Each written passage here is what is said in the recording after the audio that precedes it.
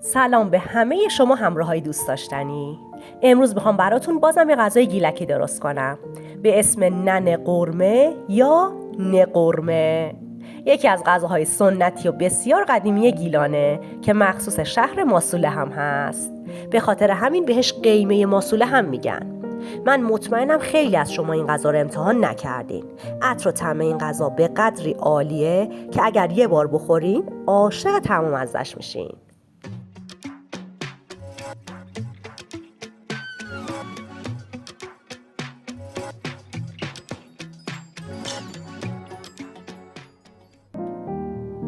نیم کیلو گوشت خورشتی گوسفندی رو توی قابلمه بریزین. من همیشه گفتم بازم میگم برای درست کردن خورشتای ایرانی خیلی بهتره که از گوشت گوسفندی استفاده کنید. البته میشه از گوشت گوساله هم استفاده کرد، ولی با گوشت گوسفندی خورشتتون خیلی لذیذتر و با کیفیت تر میشه. یه پیاز بزرگ رو از وسط نصف کنین و توی قابلمه بندازین.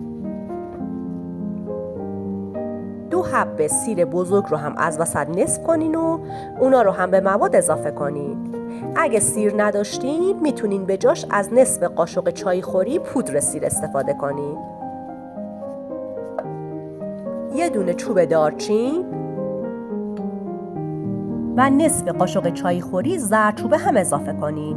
نمک رو الان نمیزنیم چون باعث میشه گوشت دیرتر پخته بشه. 3 تا لیوان آب جوش روی مواد بریزین.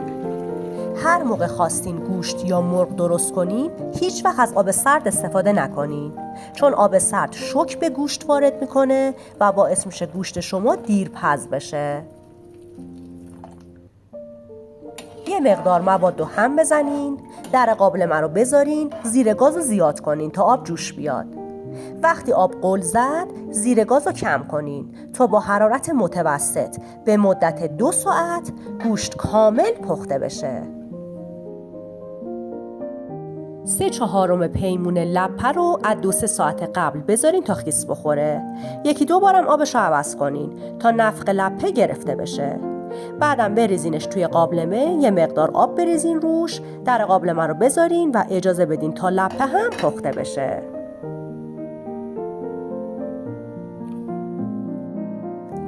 یه دونه پیاز بزرگ رو نگینی خورد کنین.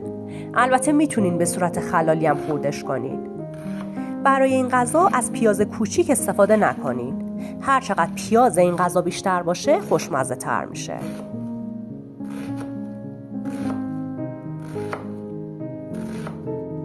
توی قابلمه روغن بریزین. وقتی یکم داغ شد پیازایی رو که خورد کرده بودین رو بهش اضافه کنین. تفت بدین تا جایی که پیاز یه مقدار کاراملی بشه. هر موقع خواستین خورشت ایرانی درست کنین حتما سعی کنین توی قابلمه روحی یا مسی درست کنین.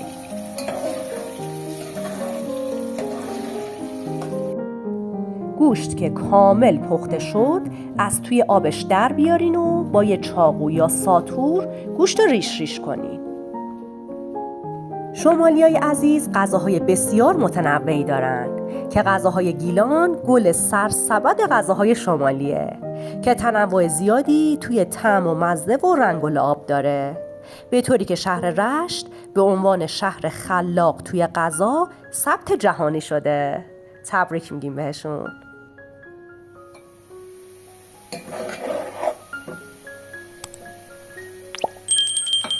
پیاز که یه مقدار کاراملی شد گوشتای ریش شده رو بهش اضافه کنید. 1-2 دقیقه گوشت رو با پیاز تفت بدین تا گوشت مقدار سرخ بشه. حرارت باید متوسط باشه. این مقدار موادی که من دارم باهاش این غذا رو درست میکنم برای 4 تا 5 نفر کافیه.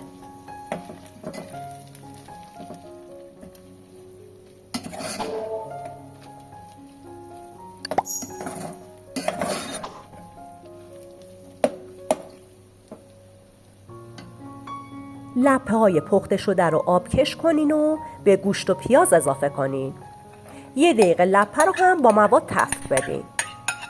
حواستون باشه زمانی که لپه رو گذاشتین توی آب تا بپزه خیلی زیاد پخته نشه، چون با بقیه موادم قراره دوباره پخته بشه.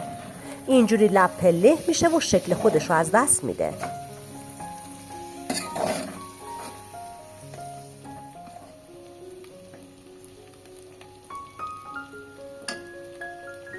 یه قاشق چای خوری نمک، نصف قاشق چای خوری زردچوبه، نصف قاشق چای خوری فلفل سیاه و نصف قاشق چای خوری پودر سیر به مواد اضافه کنین. تفت بدین تا ادویه ها هم یه مقدار سرخ بشه و هم توی مواد پخش بشه.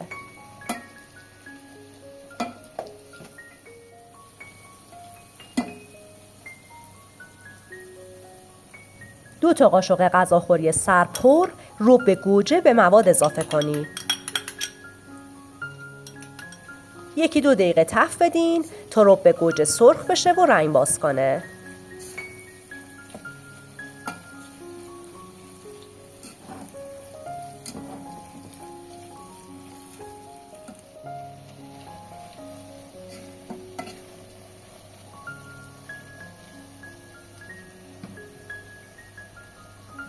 دو تا لیوان پر از آبی که گوشت و توش پخته بودین به مواد اضافه کنین. فقط قبلش حتما آب گوشت رو از صافی رد کنین تا پیاز و سیری که توش ریخته بودین جدا بشه. اصل این غذا باید کم آب و غلیظ باشه. بنابراین بیشتر از 2 تا لیوان آب نریزین، چون گوشت و لپه از قبل پخته شده. دیگه آب زیاد لازم نداره.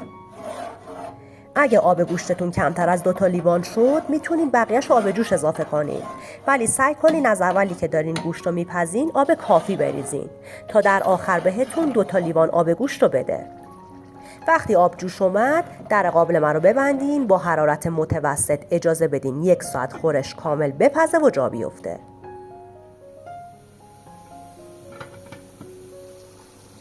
الان 45 دقیقه گذشته و همینطوری که دارین میبینین خورشت ما تقریباً جا افتاده.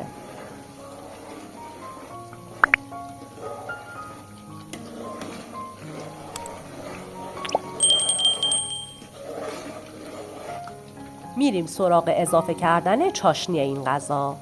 4 تا قاشق غذاخوری آب نارنج اضافه کنین. اگه آب نارنج نداشتین میتونین از آب لیموی تازه هم استفاده کنین، ولی اصل این غذا با آب نارنجه. 3-4 تا قاشق غذاخوری زعفرون دم کرده غلیظ هم اضافه کنین. حتما چاشنی این غذا رو یه ربع آخر بزنین تا عطر و طعم آب نارنج و زعفرون احساس بشه.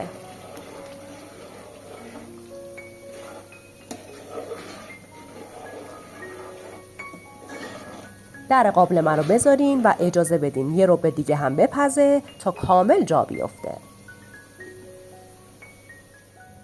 واقعاً به به! اینم از خورشت ننه قرمه یا نقرمه گیلانی بسیار خوشمزه و لذیذ ما. ظاهر این غذا عین خورشت قیم سیب زمینیه، ولی طعم و مزه‌اش کاملا سورپرایزتون میکنه. یک کته شمالی خوشمزه با برنج دودیم کنارش درست کنین و از خوردن این غذا بی نهایت لذت ببرین. نوش جونتون. مرسی از اینکه تا آخر این آموزش پیش من بودین.